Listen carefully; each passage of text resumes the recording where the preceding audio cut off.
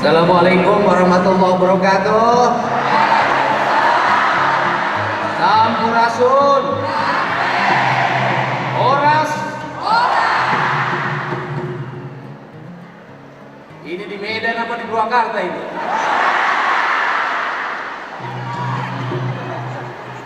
Yang saya hormati Pak Pendeta Dr. Victor Tinambunan beserta Opung, Boru, dan Lima. Saya ucapkan terima kasih. Gak ngerti nih Opung apa, Boru apa, Lima apa. Segenap tokoh HKBP yang hadir pada kesempatan siang hari ini, saya tidak bisa menyebutkan satu persatu. Pak Bupati, seluruh jajaran pimpinan daerah Kabupaten Purwakarta, Bangpol. Kalau tidak aku sebut, jangan marah lah sama aku ya. Saya ini dari tadi, inilah ciri khas orang Batak. Apa ciri khasnya? Pesta lebih dulu. Gereja belum selesai, pestanya luar biasa. Tepuk tangan ya, ini ciri khas. Benar nggak? Orang Batak itu nggak pernah kelihatan susah. Apa cirinya tidak pernah kelihatan susah? Ke gereja masih pakai jas sama dasi. Benar nggak? Dan saya mempelajari orang Batak nih, egonya luar biasa. Apa egonya? Bertuhan saja bikin kelompok. Ya kan? Jadilah Kristen, tapi mohonlah aku Tuhan. Kristennya HKBP aku. Benar nggak? Jangan-jangan nanti berdoa sama Tuhannya begini. Ya Tuhan, nanti aku masuk surga, tapi tolong kumpulkan aku bersama orang-orang Batak.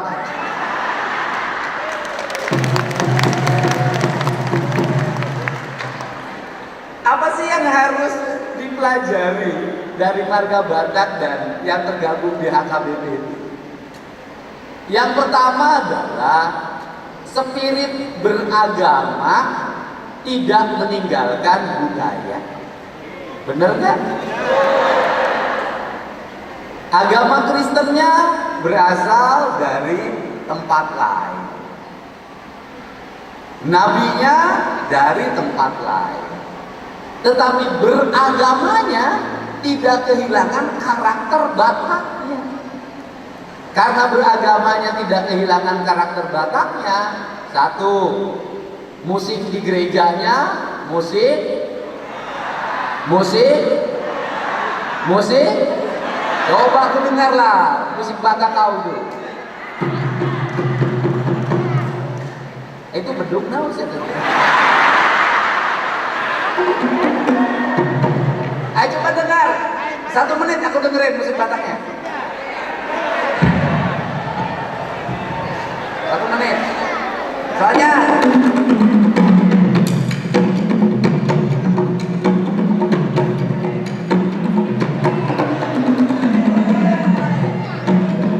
yang lainnya ngikut. Kamu jangan ngambil video.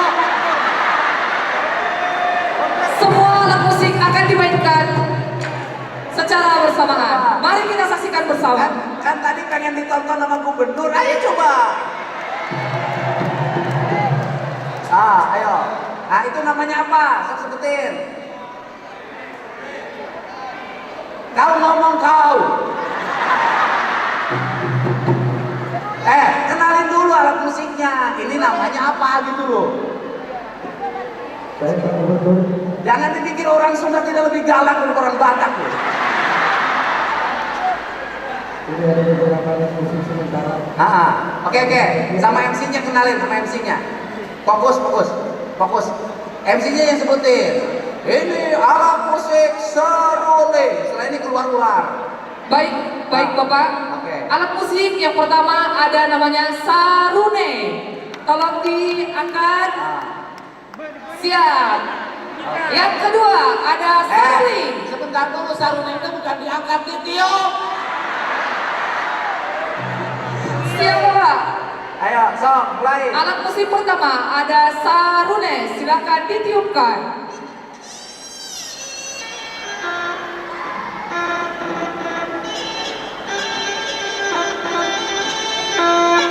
Oke, terus. Berikutnya adalah alat musik seruling.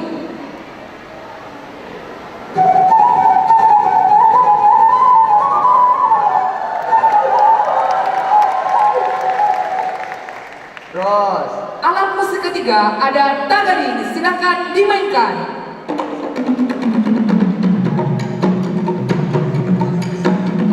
Silakan dimainkan secara bersamaan. Nah.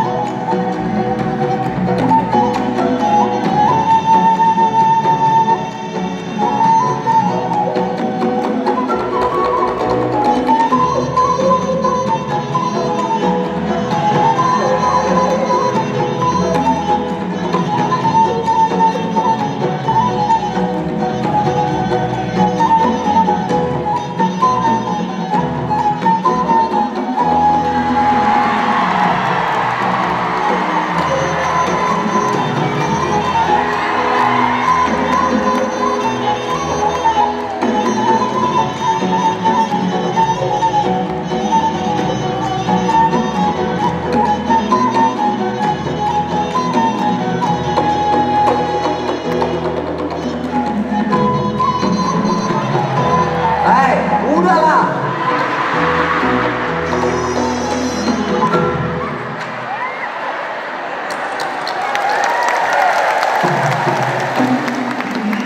Oh, kau mau ditambah?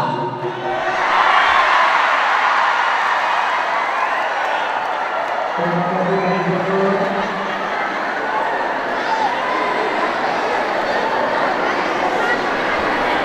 Nah, dari musik kita sudah bisa baca orang. Kenapa ini ada ayahandanya Pak Kasat? Terima kasih kehadirannya. Bahwa orang Batak tuh nggak pernah sedih. Dari musiknya kelihatan bahagia. Makanya orang Batak karena nggak pernah sedih, hidupnya itu selalu berbagi, kenduri, berpesta, bener nggak? Kawinan, pesta. Ada yang meninggal, pesta. Ulang tahun, Natalan, pesta. Makanya kalau jadi orang Batak jangan miskin.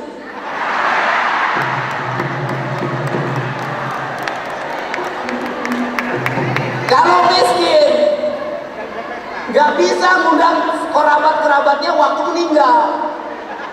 Gak bisa ngundang kerabat-kerabatnya waktu kawinan. Kenapa? Gak cukup uangnya. Bener gak?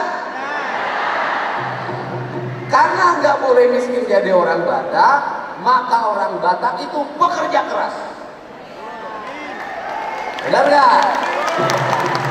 Bekerja keras. Karena bekerja keras, kadang ya kan suaranya lebih keras dari bekerjanya. Mantaplah itu. Nah, kemudian ini yang menjadi ciri khasnya. Karena ini yang menjadi ciri khasnya, maka orang Batak meskipun agamanya Kristen, tetap dia punya identitas sebagai warga Batak. Sudahlah kau, sudah. Karena punya identitas sebagai warga Batak, maka punya karakter. Karena setelah itu punya karakter, orang Batak nggak usah tes DNA.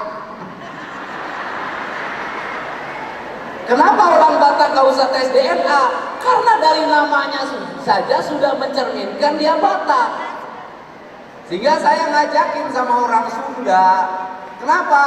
Orang Sunda harus ngikutin orang Batak biar tidak kehilangan jati dirinya.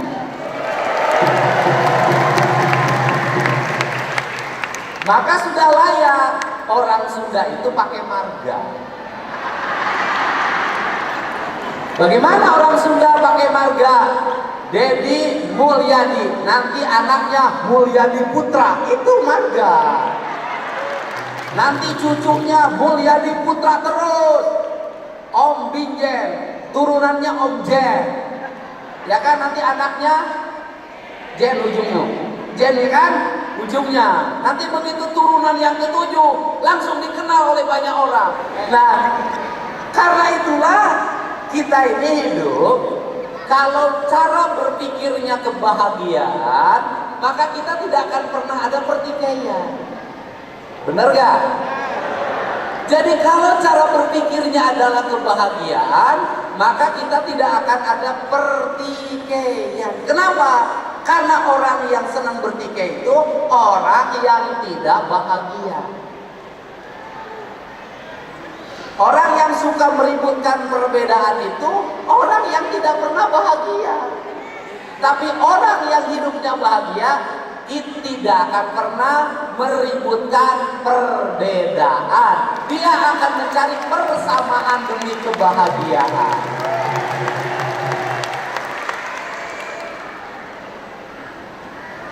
Nah, kemudian yang berikutnya apalagi harus pelajari orang Batak. Orang Batak itu ngomongnya itu nadanya tinggi. Karena kalau ngomong nadanya tinggi, jangan nganggap kalau orang Batak ngomong keras itu ngemarahin.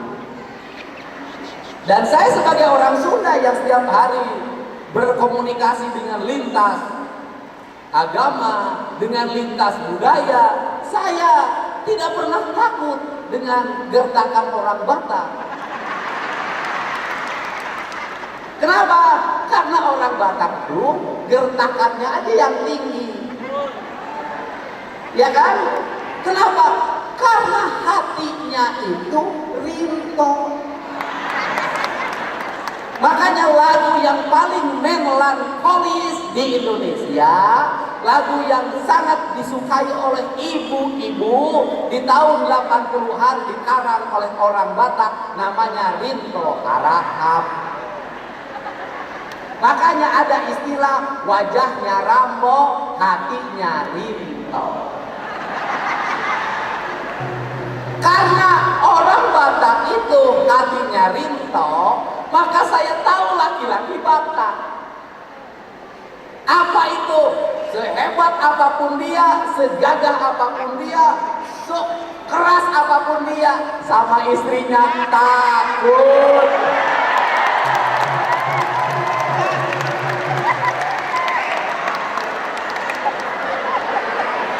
Sudahlah.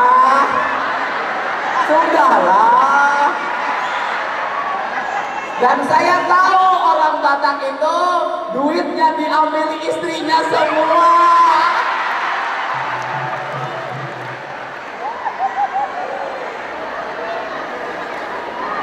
Makanya wanita-wanita jangan suka tergoda sama laki-laki Batak yang sudah beristri. Kenapa? Duitnya sudah nggak ada.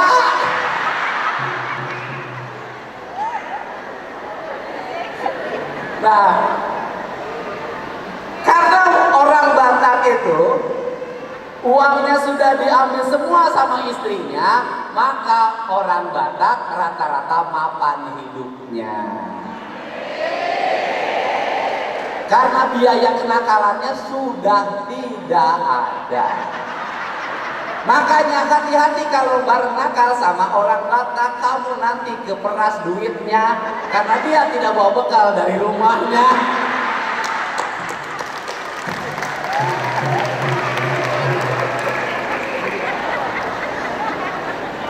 Nah, saya itu punya cerita, jadi ini bukan cerita kosong. Rumah saya kan di Subangdo, saya suka naik sepeda.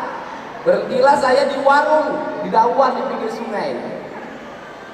Saya masuk ke warung ke situ, beli air mineral. Ternyata yang jagainnya orang Batak yang punya warung. Dari mana? Aku Medan. Ah, kau bukan Medan. Tarumpu. Orang Batak tuh aneh aja, semua ngakunya dari Medan. Padahal ada yang dari Sibolga, Samosir, Taruntung, tahu saya. Tapi ngakunya Medan aja. Itu kayak orang Jawa Barat ngakunya Bandung. Jadi nggak bisa, luas itu. Tak tahu lah. Ada orang Batak yang senang merantau, tapi daerah-daerah pegunungan yang kopinya bagus, kemudian yang kemenyannya bagus, dia nggak mau, cukup duduk saja minum kopi saja sudah cukup lah hidupnya. Nah, saya kemudian ketemu, saya bilang, abang mana? Batak. Orang Batak. Tahu nggak Pak Didi apa? Orang Batak itu pemberani.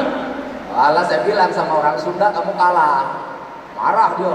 Mana ada orang Batak kalah sama orang Sunda? Nggak ada dari catatannya. Saya senyum aja. Habis itu istrinya datang sambil bentak-bentak sama suaminya, bang, beresin piring di belakang bang, cepatlah bang. Iya lama. Ternyata istrinya tuh orang Sunda.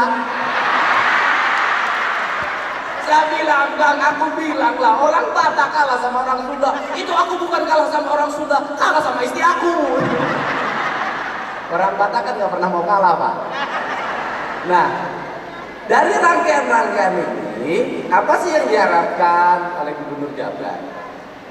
Yang diharapkan oleh Gubernur Jabar adalah setiap warga negara yang tinggal di Jawa Barat, dia adalah orang Jawa Barat.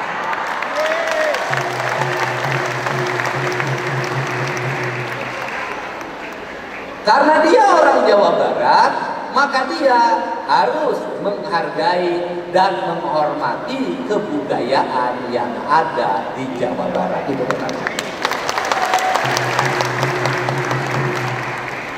Karena orang Batak yang tinggal di Jawa Barat berbeda agamanya juga menghormati tradisi. Ingat, tradisi yang ada di Jawa Barat, maka orang Jawa Barat itu paling toleran terhadap perbedaan tradisi. Kalau menurut saya tidak ada sebuah komunitas suku yang setoleran orang Sunda. Betul nggak Pak? Orang Sunda itu orang yang paling terbuka. Kenapa? Karena orang Sunda itu relatif begitu plural. Orang Sunda itu relatif tidak begitu mengagung-agungkan kebudayaannya, bahkan cenderung meninggalkan. Ini ciri khas yang harus diperbaiki. Kadang orang Sunda itu di kampungnya sendiri tidak merasa menjadi orang Sunda. Kalau orang Sunda tinggal di perumahan, ada orang Batak, maka orang Sunda yang menyesuaikan dengan gayanya orang Batak, itu orang Sunda. Nah, karena orang Sunda sifatnya defensif, orang yang selalu bertahan, maka cenderung terhegemoni. Maka cenderung terdominasi. Kenapa? Karena orang Sunda kelemahannya adalah tidak pernah mau berterus terang kalau ngomong. Sedangkan orang Batak berterus terang. Contoh, ada orang Sunda lagi nonton Persib sama orang Batak yang nonton PSMS zaman dulu lah. Kemudian orang Sunda itu ngomongnya gini, bang, tolong bang, Orang Batak bingung. Bang, tolong bang. Apa kau ngomong? Bang, tolong bang. Ngomong apa kau? Lihat bang. Baru kelihatan kakinya keinjak. Kata orang Batak, kau ngomong aja, kakimu tuh keinjak. Orang Sunda nggak bisa ngomong begitu. Karena nggak bisa ngomong begitu orang Sunda, maka saya tumbuh dalam era kepemimpinan digital. Karena saya tumbuh dalam era kepemimpinan digital, saya ini bergaul sejak mahasiswa dengan ragam orang. Saya dididik oleh orang Batak, saya dididik oleh orang Sumatera Barat, saya dididik oleh orang Aceh, saya dididik oleh orang Jawa, saya dididik oleh orang Makassar. Maka saya hafal gaya kultur politik setiap orang. Dan saya tidak menggunakan pola Sunda Priai, tetapi saya menggunakan pola Sunda yang awal, yaitu masyarakat Sunda yang terbuka, ngomong apa adanya. Karena saya mulai mengajarkan ngomong apa adanya yang terbuka, waktu awal banyak orang yang ke saya protes. Kenapa? Itu bukan gaya pemimpin. Saya katakan, itu gaya pemimpin zaman sekarang. Kenapa? Karena filsafat Sunda itu mengajarkan pemimpin itu ngomong sapokna, ngadek sacrekna. Apa itu artinya? Kalau ngomong, omongkan apa yang harus diomongkan. Kalau bertindak, lakukan tindakan apa yang harus kamu lakukan di kanan itu. Dengan 3 prinsip, ini tangan, ini lengan bisa dikuah kieukeun. Apa itu artinya? Bisa digupaykeun, bisa diusapkeun, bisa digupaykeun, bisa dipeureukeun. Apa itu? Itu tanganmu bisa melakukan apapun berdasarkan kehendak hatimu, tergantung pada situasinya. Itu tangan bisa dieluskan pada kepala setiap orang sebagai tanda kasih sayang dan cinta, tanda pemberian, tanda penghormatan, tanda penghambaan kalau pada Tuhan. Itu. Yang kedua, kalau dielus dia tidak mau, maka dia dipanggil.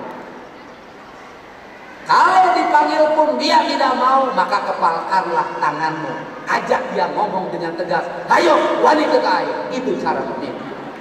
Nah, karena ini yang harus jadi metodologi. Kenapa metodologi ini dilakukan? Karena alam Jawa Baratnya sudah bukan lagi hanya orang Sunda. Ada ragam suku di sini dengan gaya yang berbeda-beda. Tetapi dari sekian gaya, sekian cara kepemimpinan, akhirnya saya hanya menemukan satu hal saja.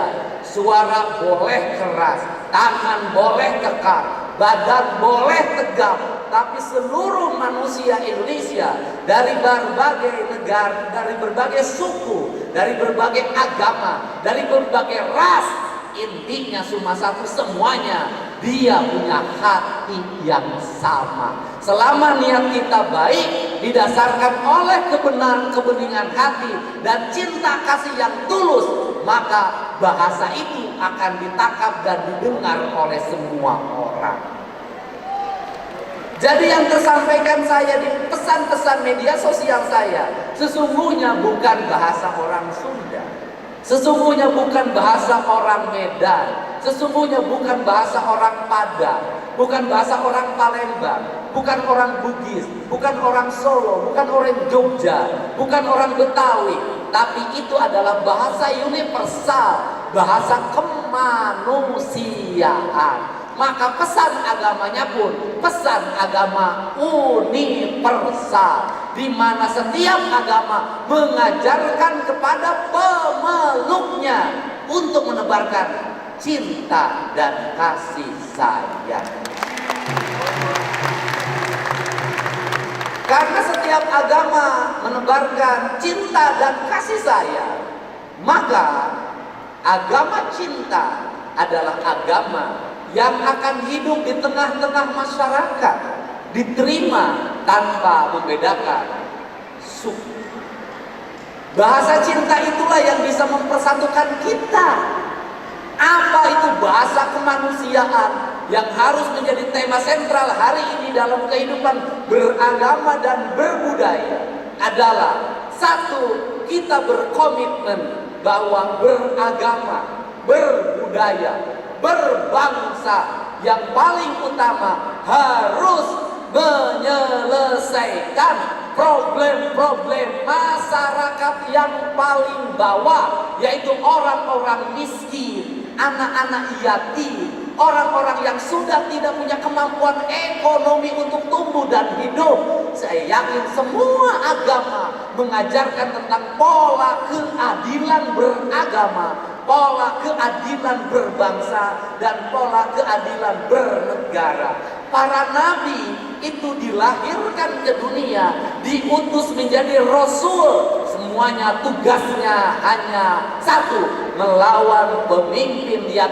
tidak adil dan melawan orang-orang kaya yang kikir.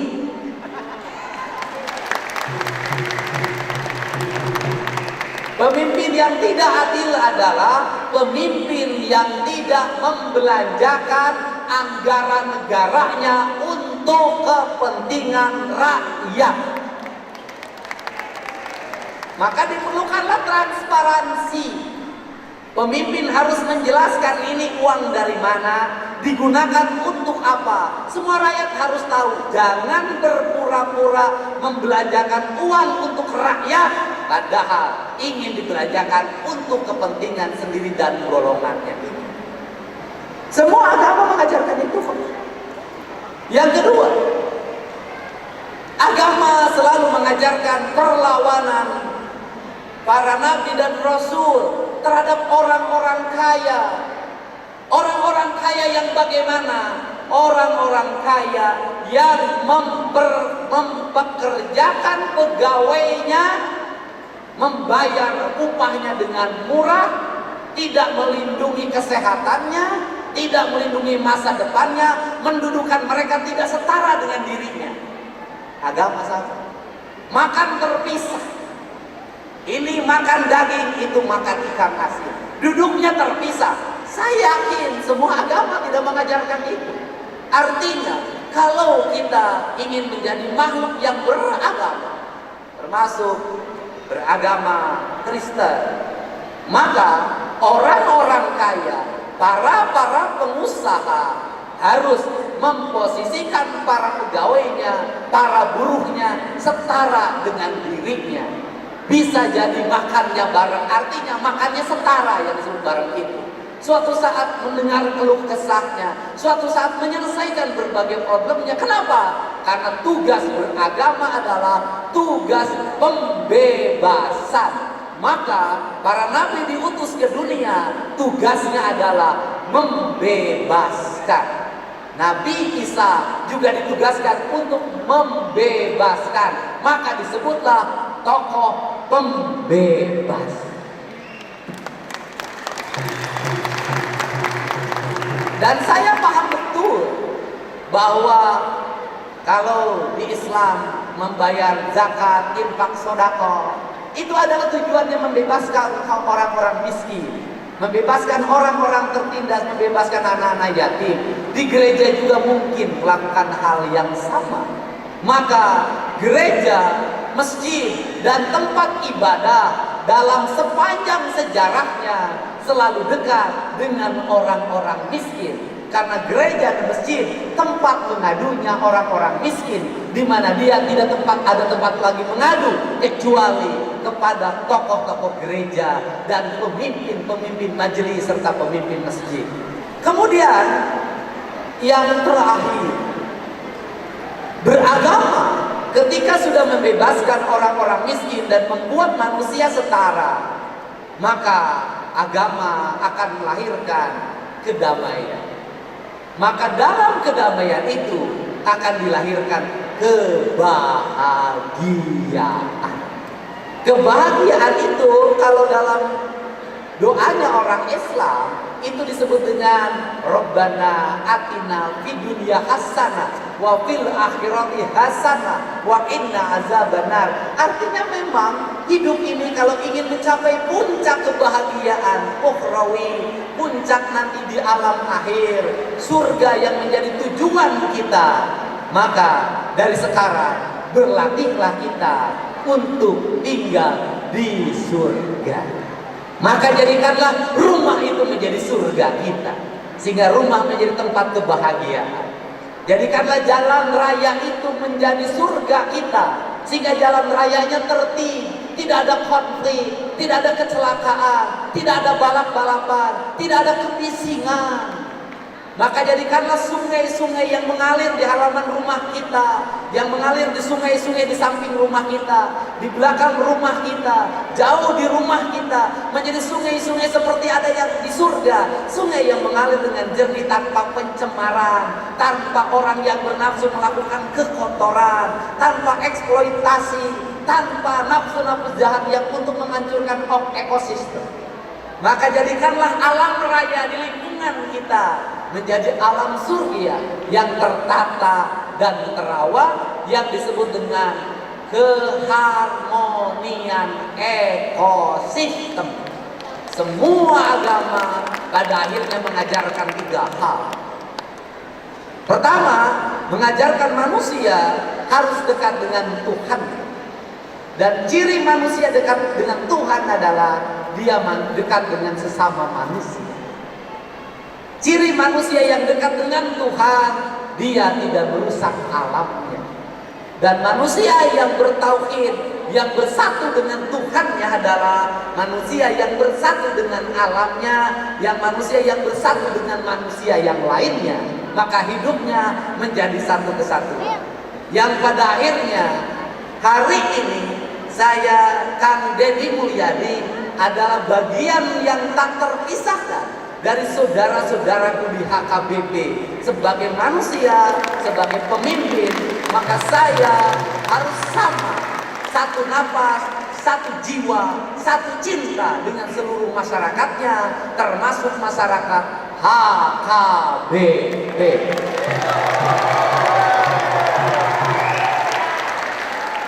Biarkan cara bertuhan kita berbeda, biarkan cara beribadah ritual kita berbeda, biarkan bentuk tempat ibadah kita berbeda, tetapi ada rumah yang ada dalam jiwa kita, rumah yang sama, di mana Tuhan akan bersenyawa dalam relung hati kita tanpa membedakan siapa kita, berasal dari mana kita, keturunan siapa kita, karena Tuhan tidak pernah membeda-bedakan manusia.